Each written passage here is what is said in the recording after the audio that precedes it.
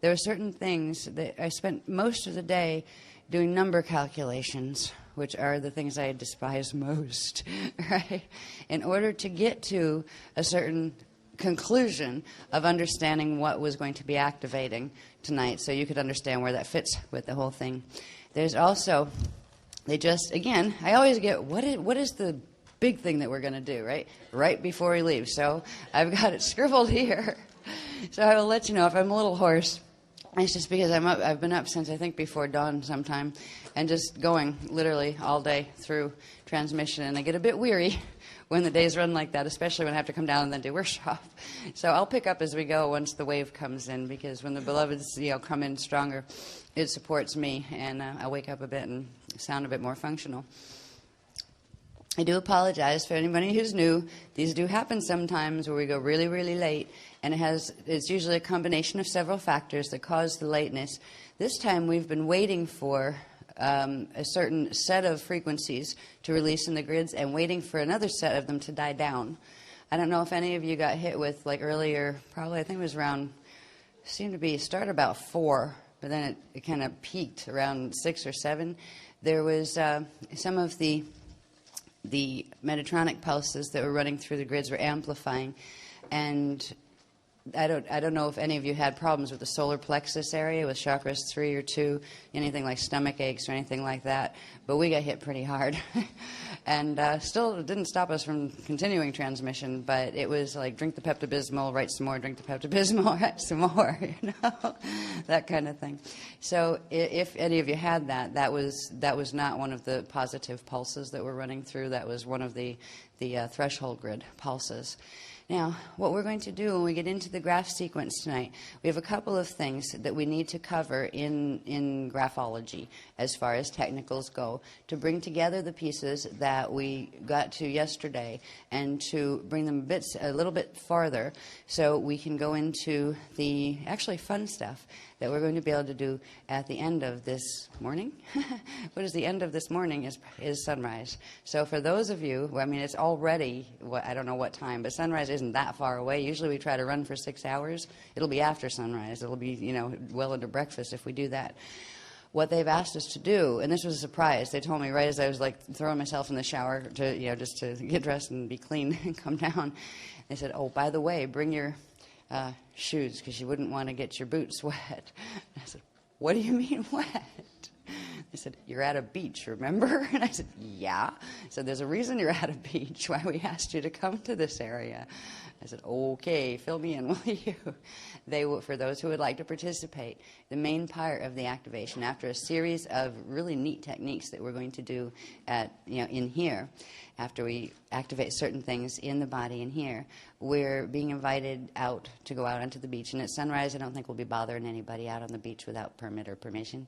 And go out to the beach, and they'll let us know what to do when we're out there. But it has to do with the crystal communion and using the water and the sand and the silica and the sand to do major transmissions with the earth elementals and the eartha elementals, to bring the earth elementals that can reach it into host with the eartha elementals. And it will also accelerate our own healing, elementally speaking, in our own bodies. And there's more to it than that they haven't told me yet. So that was a surprise. I grabbed my sneakers on the way out the door. I said, okay. So what I probably will do is when it gets a bit close to, sunrise time, they didn't give an exact number time. Hello? Anything landing? So we start to see the light, beginning to come up into the, on the horizon. Just that would be a good time to go out. So if anybody isn't prepared to do that wants to come with us, I'll give you a bit of a break before we go out fast enough so you can run up to your room, and if you need to get sneakers on, or if you need to get a sweater or a blankie or something like that, because it's pretty chilly out there. So whatever, just enough time if you need to go run up and get something. I was excited about the things they gave me right at the last point, because I've been suffering all day through this number stuff, going, why? Why can't you just get to the punch already. Just skip over the numbers. Tell me what the end numbers are supposed to be, right? And just let's take it that way. No, you need to ride the wave or you won't be able to transmit it. Okay. So finally, they perked me up a bit right before we were leaving, letting me know about what techniques we were going to be doing tonight. I knew there was going to be an activation of the giving of the Adore fire crystal, Aurora fire crystal keys, and I didn't know what that was going to look like, but I never do when they come through live. They just come through, and thank goodness for videotape and someone taping us so they can be run again by other people because they can pull transcripts. But what we're getting besides that, and this will be a series of things. There's going to be more experiential things that we do in this particular workshop than we usually do, because we usually just go, get graphed to death, where we just go on and on and on, and I just like talk, and we don't get to play much. But in order to prepare ourselves for the activations that are coming in this morning, there's a series of techniques we need to do that involves something called prana. And before, it's like we know that prana is one of the currents, but they've never got deeply into the difference between like some people call prana and mana the same thing. They're not the same thing, but they're both essential. Prana has been a word that I believe was in the Sanskrit as well, and they got it from the original CDD plates, because there are certain things that have to do with the Kama Sutra that have very, very much to do with prana. So we're going to learn a bit more by going back into the tail end of the graphs we had on tachyons last night. We're going to go from there and see what happens. I didn't have time to do the fancy graphs, but I have some scribbled ones enough to illustrate the point that after we get to the ordination of the keys, when we go into the next stages of distillation and crystallization, this is where we find out about prana, and we find out about joules, as far as those units of stored energy or heat or radiation that science knows exists here, except they actually don't. Science here doesn't acknowledge them as a substance anymore, where I believe in the Dark Ages, there was a theory going around that there was some kind of substance, invisible substance hidden in matter that allowed for the effects that science now refers to as joules, which is the effects of heat or work released when something is burned. There is indeed a substance there, and interestingly, that substance is prana. So it is different than mana, and we'll find out what these two things, which have everything to do with breathing. All right? You usually hear about prana in relation to meditation technologies that are using different breathing techniques to create different states within the body. And the reason why those techniques tend to work and will create shift in state is because prana, when you are working with prana, even if you don't know what it is consciously, you still have it in your body. It is stored in the joules of your body, and it is connected directly to the matter that you're made out of. So we will learn some things that by the time we get through the graphology, which isn't huge tonight, it's not like sometimes I'll have like 75 graphs to go through. We're in for a long one then. But there's only a small pile that will pick up where we left off, so we can see what happens during key crystallization. Because if we can get you that far of understanding what happens when keys crystallize, then when we get into talking about something that has everything to do with the Kama Sutra activation that we're going to get tonight, you'll understand what it means. Clearly understand what it means in terms of the keys. And it's quite exciting, actually, because it gets very personal. And not in a sexual way, but very personal in the sense where we find out about a set of things that our bodies are made out of. And there's certain crystal keys, and there are a set of 3 that go together. We've talked about blood crystals before, in and around that subject, but they've never given us a lot of detail on them, just the fact that we are activating parts of them. It's like, great, got blood crystals wherever they are, excuse me, obviously in the blood somewhere, right? We also have bone crystals and skin crystals. And these are very much connected to those charts on tachyon cycles. So by understanding the crystallization aspect of the keys, we can jump over all the other stages to get right down to our bodies and understand what we're going to be activating tonight, because it involves the skin, the bone, and the blood, and bringing the keys that live in all of them in dormant state together. And that's going to be exciting. That also has everything to do with what the ancient texts that dealt with the sexual part of Kama Sutra were, because there were certain ways of using breath and breathing and using the energy of the bodies together with, when in coupling, that would allow for the activation of those keys. So we are going to look at a couple more graphs that will bring us to understanding a bit more about, oh, okay, that's what they are. We left off at the ore, where the keys turn into ore in the ore's phase, and then, they make matter sparks. Yeah. What next? Yeah. All right, so we'll find out a little bit about what next. We're also going to look at what we're up against in terms of the sextant clock, just a little bit of that. There's going to be a lot more data on sextant clock coming out as far as how it interfaces with the natural cosmic clock, or the Christ clock, that runs the natural planetary grids. We're going to look at a graph or two that are new on the interface between, the axis interface between the sextant clock in the planetary grids and the crystal clock.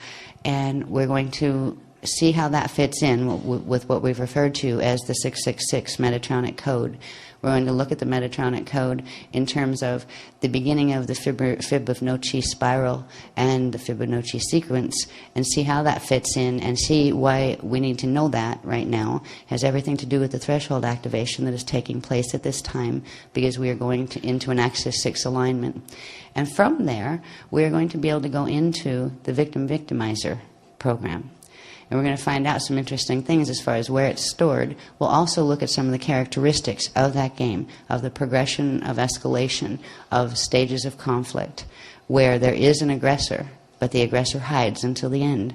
And these programs run through us now, and we find ourselves trapped within silly arguments sometimes. We can't even remember where they started or why they started, where you're not even sure who's the victim or who's the victimizer here.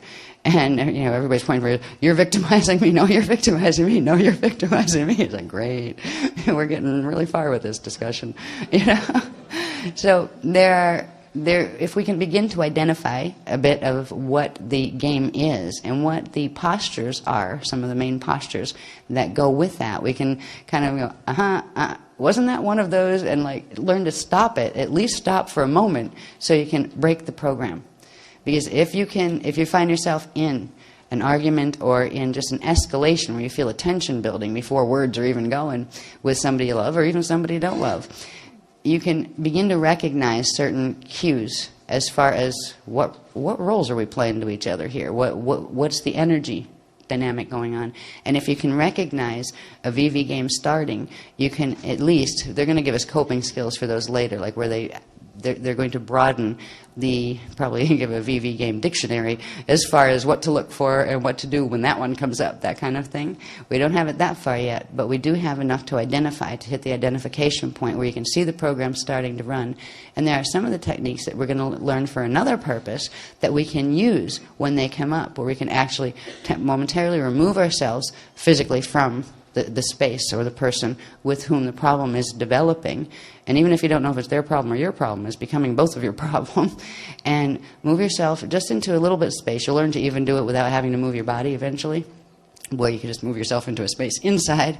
And there are certain things you can do energetically that you can also do them for other reasons that we're going to learn them for, that will disengage that program temporarily. Another layer of it will come back at another time, because it's like a purge and burn. Another layer comes up, purge and burn. Another layer comes up. It's not one of those things you just go boink and it's fixed. Would be nice, but we're going to see how all these things fit together, and it's going to culminate in, at the end, we're going to do a series of what looks like 4 techniques. They have them numbered 1, 2, 3, 4. The first one is called Heart Healing with the Shadi. And this has to do with healing the heart, the ability to love, actually, and not just the physical heart, but it will affect portions of the physical heart that have been damaged by the damage to the seed atom that is in the Azure. But the part of the heart we are mainly healing is the core. When we get into the middle heart, which is the Azure, it is where the seed atom is, where we begin to link the Shadi directly into the Anesa seed atom connection that is in our outer density body, and use certain technologies involving prana to Kundalini technologies to literally bring up the natural Rushate currents from the Idan into, in the Shadi, into healing the program, the BV program that is held within the seed atom. Once we do that, we're going to learn something, and I'm so glad they're doing this. And they said they can do it because while we're together now, they can assist in holding the frequency in the shield, so there is enough frequency being generated. And after the activations that go on tonight, people will be able to, within about a week, they said, be able to hold this technique on their own. But for now, we can use it because it's needed to do the others, but we can use it in a way where we're getting the extra assistance from the shield being supported by the beloveds, because they anchor in the outer portions of the shield and in the center of the indigo shield when they're bringing transmissions in. So that gives a lot more strength to the shield during the times when they are actively online, and they are very much with us tonight. And this technique, number 2, is called field screening, all right, via the Prana Jewel Key Elon Buffer. Sounds good. All right, this is where this will be so far the strongest protection technique that we have learned. I don't know what it looks like yet. They haven't taught it to me, but it'll come through live. And I have a feeling I've been shown little bits of it, where some part of me or some part of them that talked to some part of me would kind of nudge me under certain situations when I didn't realize here something was going on, but some part of me did. And all of a sudden I'd feel my field shift and do something. Kind of, oh, cool. Oh, I guess something was trying to whack me from the astral. Didn't know that, right? But I catch myself fixing it on that level. So I think I was getting training, at a bit higher frequency. Now we're going to anchor it. And these techniques are going to be, they're going to come through live tonight, but we are going to get transcripts out for them, so they're in written form for other people to use too, because they can be used. These are ones that we can take with us and use for forevermore if we want to. So we have field screening via the Prana Jewel Key Elon Buffer, and then number 3 is going to be, let me see if I can read my writing. Screened chakra linking and co-resonant breathing. Now this is going to be interesting. And this is where we begin to bring in some real power, and where the Kundalini activation portions that will prepare us to receive the Adore keys, these will prepare us for that. Now, what we're going to have to do for that particular technique is I don't know how we're going to do it, because we need to sit in groups of 3 people. All right? So we're going to have to play room arranging, which is a pain in the neck, particularly at 4 in the morning. You know what I mean? So I hope you'll keep with me here. These techniques will be worth it, because you will get the experiential on running the energy, not just hear somebody talking about it as we do this. And they're also essential. And you'll see a little bit more why they're important when we get through a certain chart. This is the chart that I was going nuts on numbers all day, that shows you how certain things take place within the keys, and how certain activations carry certain amounts of key quotients, and that it takes X amount of people with X amount of strands activated in order to anchor X amount of a wave that's coming in. So once you see that chart, it'll give you the idea that the chart's still not finished, because we've got the numbers finished, but they're in such scribbled form that I think I can read them, and I don't think anybody else can. But we've only got portions of the chart finished, but enough to let you see how the chart works, so you have an idea of why, when we need to do this kind of pain in the neck, moving chairs around and that kind of thing, why it's worth doing, because it has to do with the unit of energy that can be formed by 3, by groups of 3 linking together. When you think of the elemental groups, or think of the configuration of the Rushe, you've got 4 groups of 3, right? They go in the groups of 3.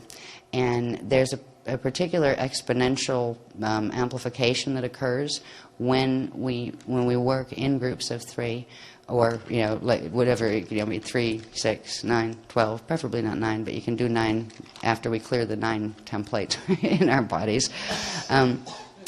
So anyway, we're going to need to move the chairs somehow, even just like turn them a little bit, because we'll need to like sit kind of like in almost like a little triangle. And it doesn't matter who you sit with either. If you want to sit with people that's fine. If you want to just like, take 3 people in a row and turn your chairs toward each other, it might be easier that way, so everybody's not running all over the room trying to, find their buddies and their friends. Are we allowed to use that? That's an idea. Then we don't have to sit on the floor, though. Yeah. Floor would be all right. They'd be fine. In fact, it's even better sometimes to have your bottom more closely oriented to the earth. Yeah. Is there anybody that would have a hard time sitting on the floor out there? Okay. 1 person, 2 persons, 3 persons. Okay. Well,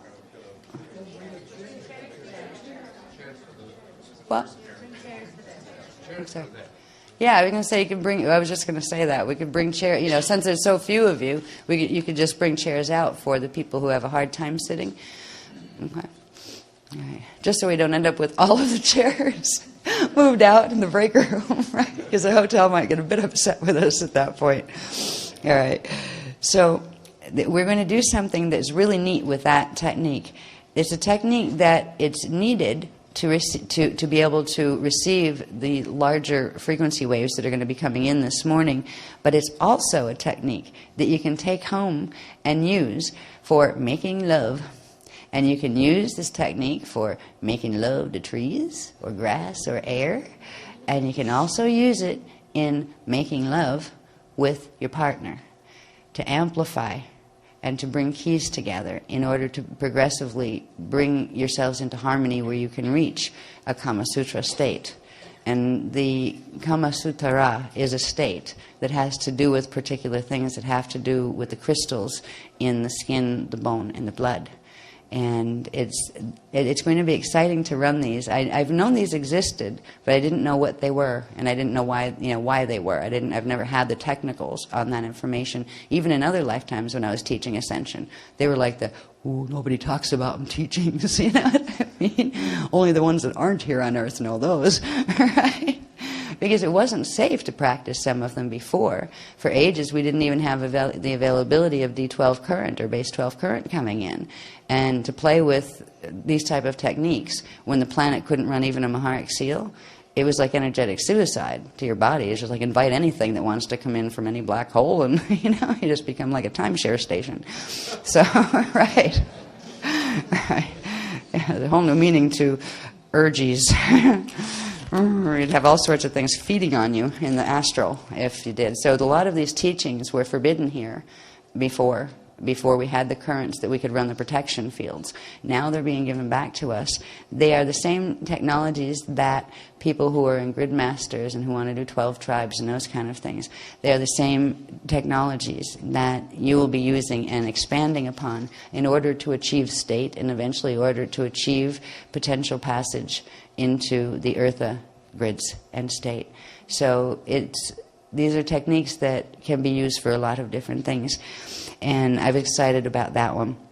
And then the last one is called Running the Kama Sutra Flow, which means what? To receive, we have to run the Kama Sutra flow, which is a specific thing that you'll understand more once we look at the charts. In order to receive the Shalan keys that are coming from the Adore side. They were those gift of the keys from the Adore side to the males and females here, each getting the set they need to fill in their own. So you would have your Aurora Fire Crystal set in order to be able to run the activations that will give you enough frequency to not get drawn into the Metatronic harness during this. It's basically between now and January FOL period. There's going to be a blast of threshold in the week running up to FOL and the week running after, and it peaks during the FOL period of January 2nd.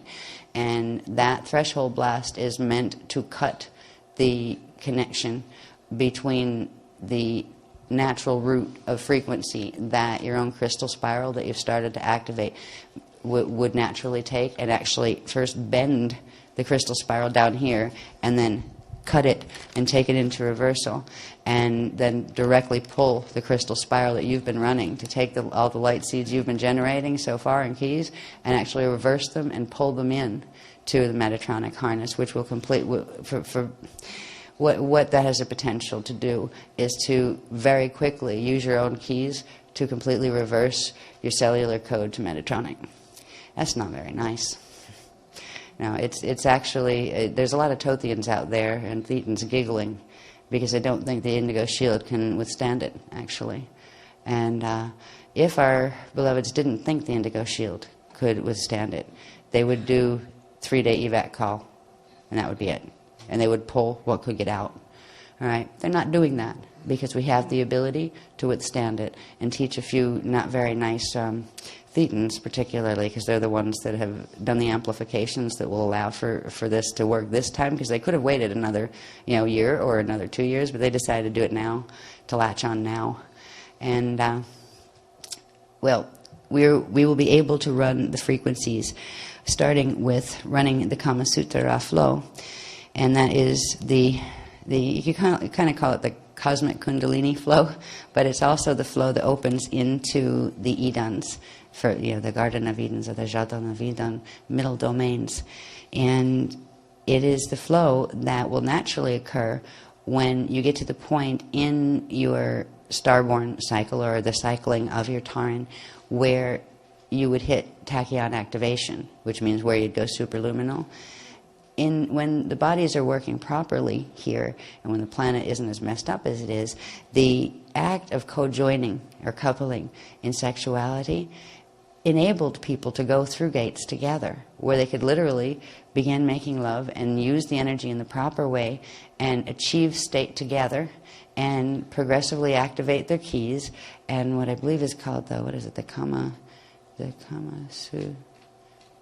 I forget, it's on the chart. It's a line of energy, a particular line of energy.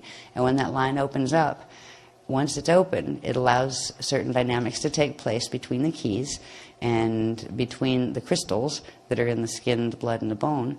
And that allows the body to generate the celestaline wave, which is a core elemental compound, actually, that allows the body to transmute into a higher frequency state. So normally you would be able to make love and disappear and pop up where you wanted to and then come back again. That's one of the reasons why sexuality was something that the fallen angelics wanted to harness on this planet, because it had the potential, if they couldn't activate certain currents, but if they could latch themselves in to somebody who had a body who could, they could feed off them and they could achieve states of consciousness and frequency that they could not achieve otherwise. So there are many races that became vampires of energy, where they use sex to feed and to keep them, to sustain themselves, and they go through people like Kleenex, just drain the heck out of them. And that's still happening today. There's a lot of sexual predators out there, and in the VV program there's also a predatorial aspect where the people that happen to be running the dominant, what's called the aggressor posture, are and they usually won't know it, but their chemicals are being controlled by it. There's a predatorial aspect to their approach to sexuality that can, it can be scary if you find that in yourself, and it has to do with, what are my chemicals doing?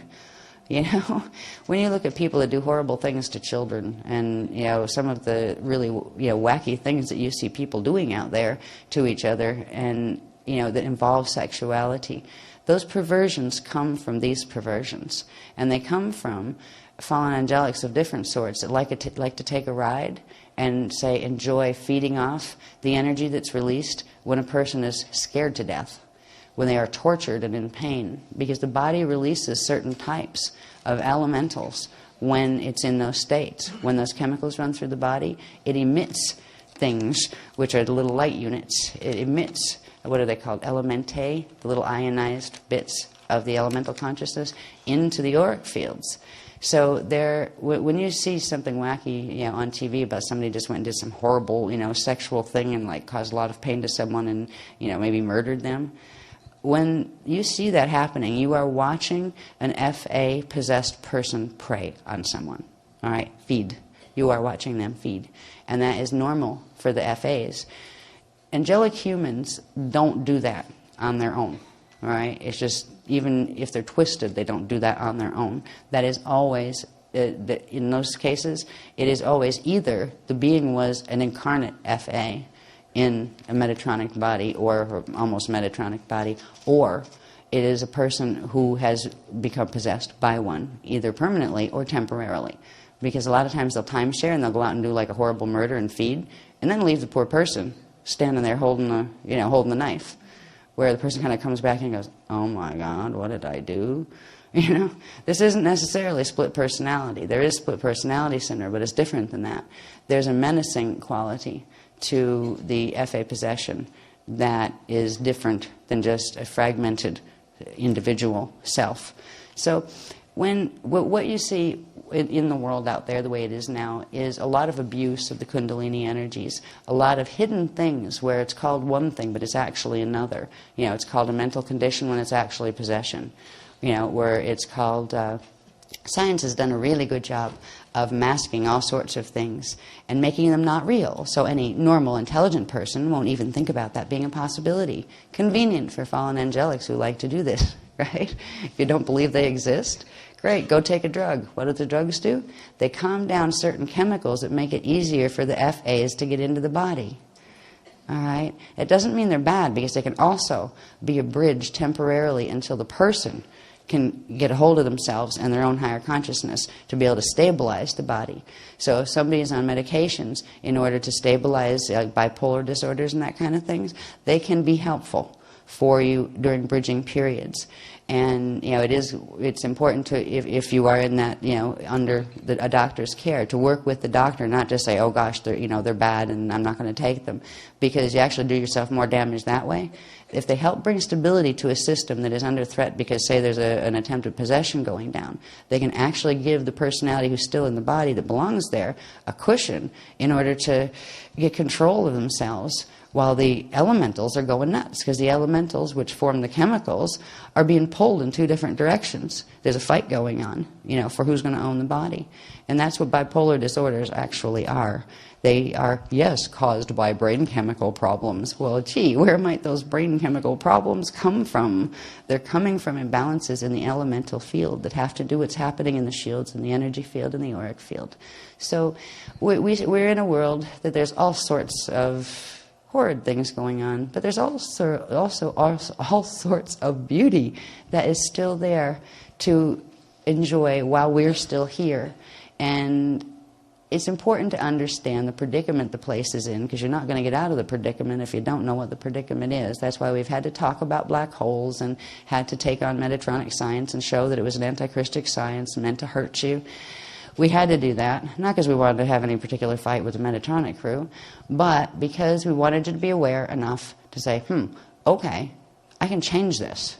All right? I don't have to just sit here on a prison planet and not even know it's a prison planet and just, watch it progressively de-evolve and watch the human race progressively make more of itself and continue de-evolving. I can change that in the course that I am on. And that's why we had to talk about the negatives. But what we're going to be able to go into now are more of the positives. We're going to be able to enjoy sacred sex in a way that's been a long time since any of these teachings were brought here, because they're powerful. And they really do allow communion to begin. It starts small and it builds from there. So we will get to those, and then we will go out on the beach and finish our communion. And it's really funny. They said, how did they put it? They said you could look at when the indigo shield does a stand, once it has its Kama Sutra occurrence fully activated, it will be an urgy instead of an orgy, because what's happening on the planet now, or when you hear that word orgy, where people are getting together and doing, often complete strangers, doing stuff with each other like in groups, what they're doing are playing with their keys in order to generate more ores, which are, more activate some of the keys that they have stored. That's usually a Metatronic thing, by the way. Usually groups that try to move you into that, They have no idea what sacred sex is about, and they're just doing it to get off. Well, what are they getting off? They're getting their keys off, and what they're doing, they're releasing light units, little vesica Pisces light units that carry Metatronic code. They're feeding the beast, and that's why certain FAs encourage people to do that, and that's why there's whole industries built on things that will eventually lead you to that if you fall into the trap of the industries, right? So urges are different. Urges don't require sexual parts, and we actually, there's an intimacy that's shared with coupling with two. I'm not going to get into even talking about what guardian stance is on or more, all right? Start with two and make that work, and you won't have to ask that question, right? It's like, gee, are threesomes okay? Or how about foursomes or sixsomes or 12somes maybe? As far as there are some gurus out there who do that stuff, and they're not working the light. All right, they're feeding. Okay. You will never come to one of our workshops, even if it's about sacred sex, and find we're trying to encourage you after hours to like join us all in the back room for touchy-feely. You know, we're not going to do that. You know, what you want to do with touchy-feely is completely your business and has nothing to do with being in our workshop. But we'll teach you, at least, how to bring some spirit to touchy-feely in a good way, and then you can make your own decisions. If you learn to reach better and deeper states with a person that you are coupling with that is like, you know, just one-on-one person, there are certain states you can reach together where you'll know what the answers to those questions are, because you'll link higher, and you'll be, you know, you'll get online with those from Eartha and things like that who can advise you of those questions better. What is all right to do and what isn't? You know, what is an abuse of sexuality and what isn't? We can give you some parameters. But what we will be giving you tonight are the first techniques you could take to bed with you as well. Yeah. But we're not going to use them for sex tonight exactly. We're going to use them to make love. And we're going to make love with the earth and Eartha. So we're having an orgy, and we're all going to make love together and not touch a single body part except our palms. Okay? So, and if those of you who don't want to touch palms, if that's going too far, you can just like do energy radiance with palms.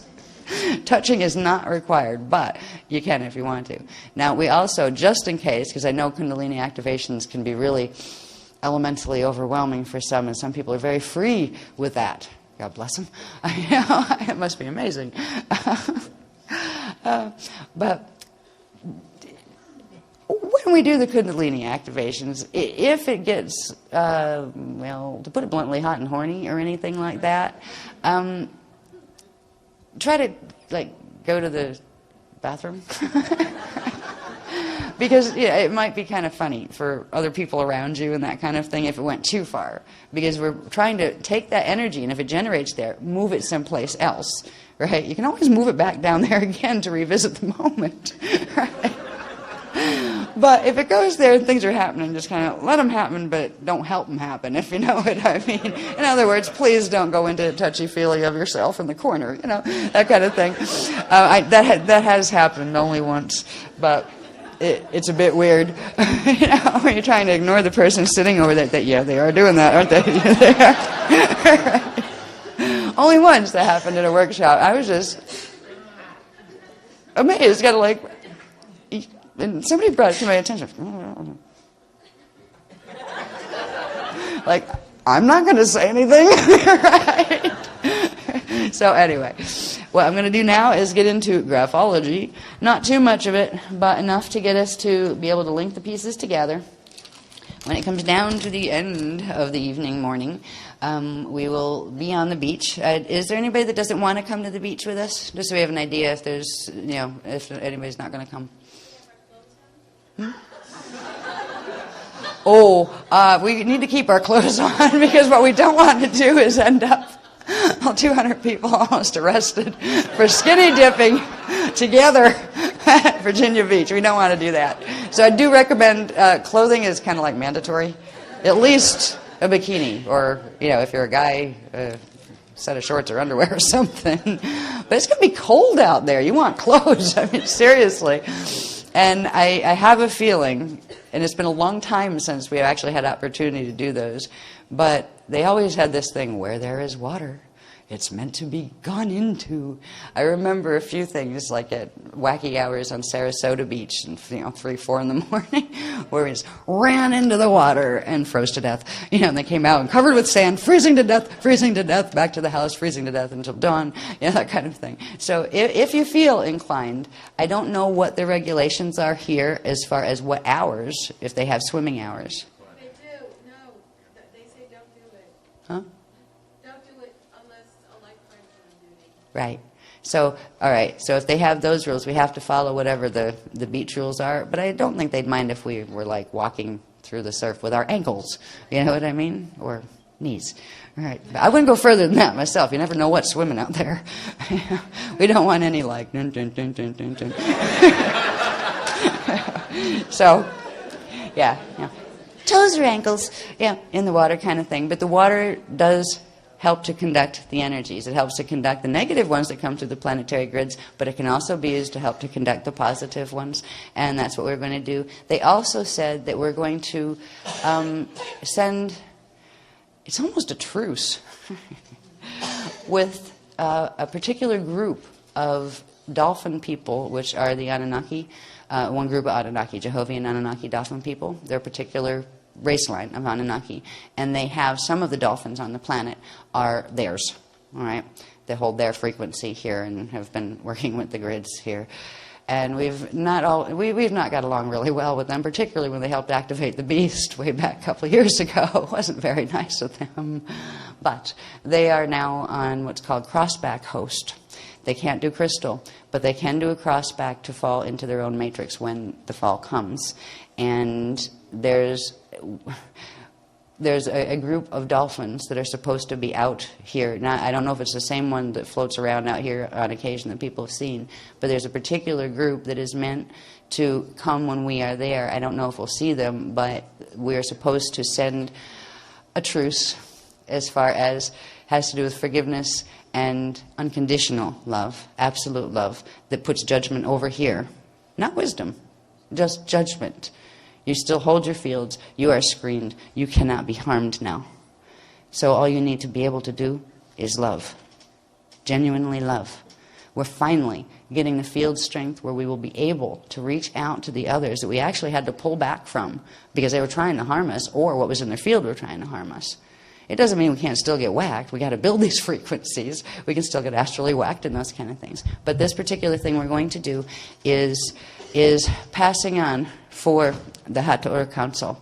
Passing on, we are like the anchoring rods for it, an acceptance of a proposal for this crossback host that their councils had put on the board.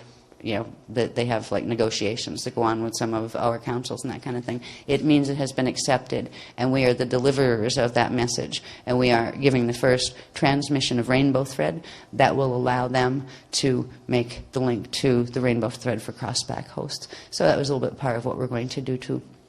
And if we see a whale, they said, which is not likely out there, I don't think, but if we see a whale, it's ours, they said. So I don't know whose is ours, which ours. I thought they were cat people. A Brahmarama. Oh, okay. There is one on standby. I just got it. There's a whale out there somewhere. I don't know how far out there somewhere. But,